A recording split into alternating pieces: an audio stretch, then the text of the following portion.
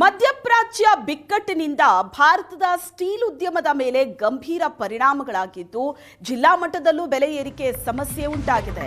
ಪ್ರತಿ ಕೆಜಿ ಸ್ಟೀಲ್ನ ದರ 55 ರೂಪಾಯಿಯಿಂದ 65-70 ರೂಪಾಯಿ ತನಕ ಏರಿಕೆಯಾಗಿದೆ.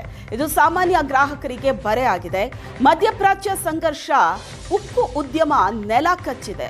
ಆರ್ಥಿಕ ಬದಲಾವಣೆಯಿಂದ ಉಕ್ಕು ಉದ್ಯಮಕ್ಕೆ ಪೆಟ್ಟು ಬೀಳುತ್ತಾ ಇದೆ. ಏಕಾಏಕಿ ಸ್ಟೀಲ್ ದರ ಕೆಜಿಗೆ 15 ರೂಪಾಯಿಗಳಷ್ಟು ಏರಿಕೆ ಆಗಿದೆ. ಉಕ್ಕಿನ ಉದ್ಯಮಕ್ಕೆ ಅನಿಲ ಕೊರತೆ, ಪೂರೈಕೆಯಲ್ಲಿ ಸಮಸ್ಯೆ, ಹಡಗು ಸಂಚಾರ ಮಾರ್ಗ ವ್ಯತ್ಯಯದಿಂದ ಎಲ್ಪಿಜಿ ಆಮದು ಕಡಿಮೆ ಆಗಿದೆ. ದೊಡ್ಡ ಸ್ಟೀಲ್ ಕಂಪನಿಗಳ ಉತ್ಪಾದನಾ ಘಟಕ ಸ್ಥಗಿತ ಆಗೋ ಭೀತಿ ಎದುರಾಗಿದೆ. ಯುದ್ಧದ ಪರಿಣಾಮ ಯಾವೆಲ್ಲ ಉದ್ಯಮದ ಮೇಲೆ ಆಗಿದೆ ಅಂತ ಕೇಳೋದರ ಬದಲಾಗಿ ಯಾವೆಲ್ಲ ಉದ್ಯಮದ ಮೇಲೆ ಆಗಿಲ್ಲ ಅನ್ನೋದನ್ನು ತಿಳ್ಕೊಳ್ಳೋದೇ ಮುಖ್ಯ ಅಂತ ಅನಿಸುತ್ತೆ. ಮುಖ್ಯವಾಗಿ ಸ್ಟೀಲ್ ಉದ್ಯಮದ ಮೇಲೆ ಯುದ್ಧದ ಪರೋಕ್ಷ ಪರಿಣಾಮಗಳು ಉಂಟಾಗಿದೆ ಅನ್ನುವಂಥದ್ದು ನೇರವಾಗಿ ಗೊತ್ತಾಗ್ತಾ ಇದೆ. ಕೆಲವೊಮ್ಮೆ ಏನಾಗುತ್ತೆ ಅಂತಂದರೆ ಅದರ ಇಂಪ್ಯಾಕ್ಟ್ ಗೊತ್ತಾಗುವಂಥದ್ದು ತಡ ಆಗುತ್ತೆ. ಆದರೆ ಇಲ್ಲಿ ಹಾಗಲ್ಲ.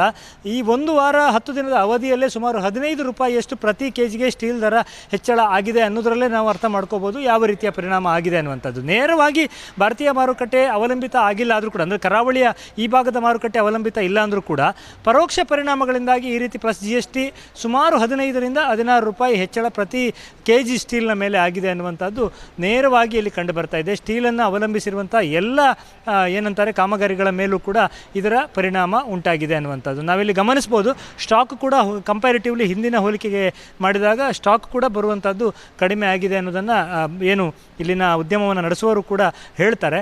ಸೊ ಏನು ಇದು ಟಾಟಾಯಿಂದ ಇರ್ಬೋದು ಅಥವಾ ಜಿಂದಾಲ್ ಮೂಲಕ ಇರ್ಬೋದು ತರಿಸ್ಕೊಳ್ಳುವಂಥ ಸ್ಟೀಲ್ ಇದೆ, ಇದು 1-2 ರೂಪಾಯಿ ವ್ಯತ್ಯಾಸ ಇರ್ಬೋದು ಹೊರತುಪಡಿಸಿದರೆ 15ರಿಂದ 16 ರೂಪಾಯಿ ಪ್ರತಿ ಕೆಜಿಯ ಮೇಲೆ ಹೆಚ್ಚಳ ಆಗಿದೆ ಅನ್ನುವಂಥದ್ದು ಯುದ್ಧದ ಒಂದು ನೇರ ಪರಿಣಾಮ ನಾವಿಲ್ಲಿ ಗಮನಿಸ್ಬೋದಾಗಿದೆ.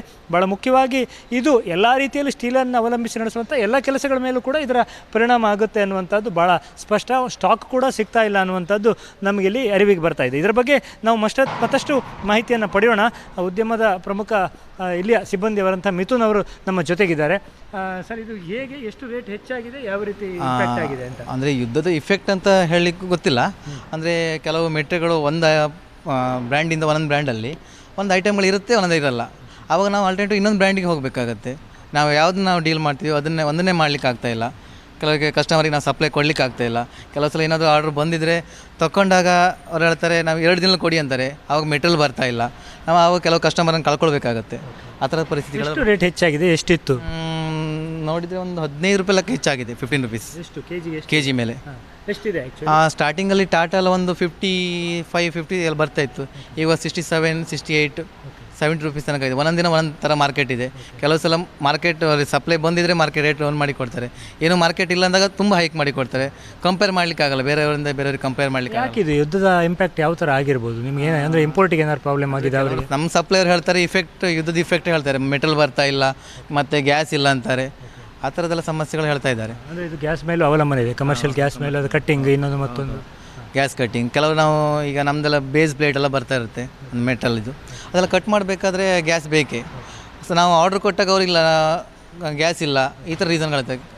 ಆ ಥರ ಆಗ್ತದೆ. ನೇರ ಪರಿಣಾಮ ಎಲ್ಲೆಲ್ಲ ಆಗುತ್ತೆ ಇದರ ಅವಲಂಬನೆ ಯಾರಿಗೆಲ್ಲ ಇದೆ? ನಮಗೆ ಕೆಲವು ಕಸ್ಟಮರಿಗೆ ತುಂಬ ಕನ್ಸ್ಟ್ರಕ್ಷನ್ ಇದ್ರಾಗೆ ಆಗಿದೆ. ಮತ್ತು ಕೆಲವರು ರೇಟ್ ಜಾಸ್ತಿ ಇದ್ದಾಗ ಇನ್ನೊಂದು 2 ತಿಂಗಳು ಬಿಟ್ಟು ನೋಡುವ ರೇಟ್ ಡೌನ್ ಆಗುತ್ತೆ.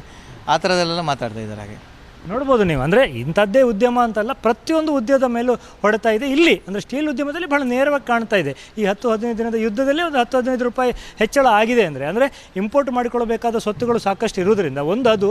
ಎರಡನೇ, ಅನಿಲದ ಕೊರತೆಯು ಕೂಡ ಇದರ ಪರೋಕ್ಷ ಪರಿಣಾಮಗಳಿಂದ ಇದರ ಮೇಲೆ ಬೀರಿದೆ ಅನ್ನುವಂಥದ್ದು ಸ್ಪಷ್ಟ ಆಗ್ತಾ ಇದೆ. ಉಡುಪಿಯಿಂದ ಕ್ಯಾಮ್ರಾಮನ್ ಹರೀಶ್ ಜೊತೆಗೆ ಶಶಿಧರ್ ಮಾಸ್ತಿ ಬೈಲು, ಏಷ್ಯಾನೆಟ್ ಸುವರ್ಣ ನ್ಯೂಸ್.